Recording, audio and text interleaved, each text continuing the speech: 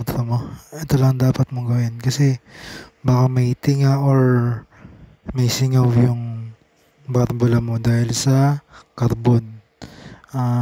Dapat to top overall na lilinisin yung carbon niya sa inyong barbula. Kaso budget meal, kaya ito muna gagawin natin. Baklasin natin yung spark plug, lagyan ng langis. Yan, pagkalagay ng langis niyan, tsaka natin sisipain para umandar. Pagka hindi na kinaya ng ganito, talagang kailangan na i-top overall. Pero susubukan pa din natin paandarin para magamit pa ng may-ari. Kaya ayan, sinusubukan ko na lagyan ng langis yung ng spark plug para pumasok din sa barbula, para yung tinga or nakapasok dun sa barbula na nagmumula ng singaw para hindi siya umandar. Ayan yung magtatanggal ng tinga ng barbula para umandar na yung motor. Ayan, nilalagay ko na yung spark plug. Tapos yan, sipain na natin para mapandar na. Pag umandar yan, kasi nilagyan natin ng langis, uusok yan. Pero mawawala din yung usok kasi yung nilagay natin langis, yung dapat yun mga tuyo na para mawala yung usok.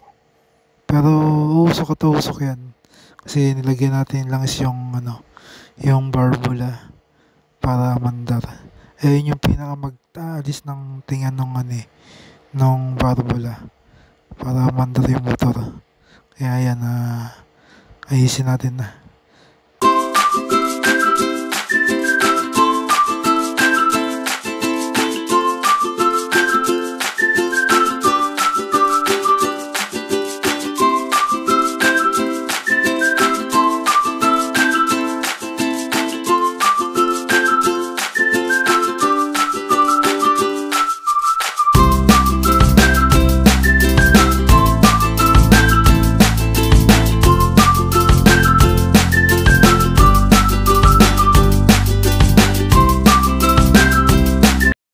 Sinisipan na natin paandarin para pagka ayaw talaga, tatap overall na to. Pero tingin ko andar na eh.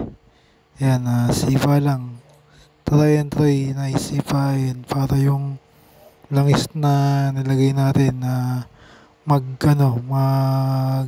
pressure dun sa barbula, at kung ano man yung tinga or naka dun para magkasingaw yung barbula matanggal na. Ayan, sipain lang natin. Ayan, medyo parang andar na siya, kaya yun. Yun, nagkausok nga siya kasi lagay natin na langis.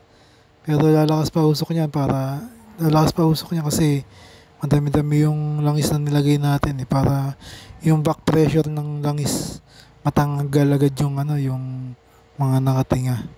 Kaya yan, umaandar na siya na may usok. Pero mawawala din yung usok niya pag tuyo na yung nilagay natin langis. Kaya yun, okay, good.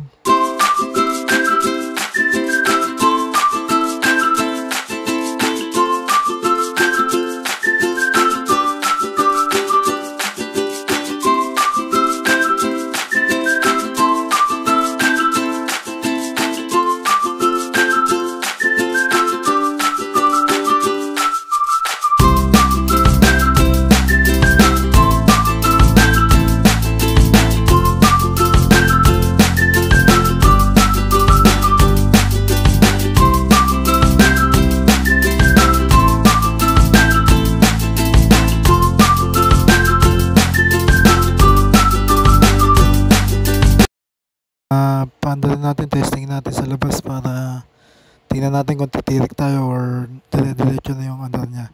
Kaya testing na tayo kasi para kung gamitin mo sa malayo, malalaman natin kung ititirik o hindi. Yan, okay naman siya.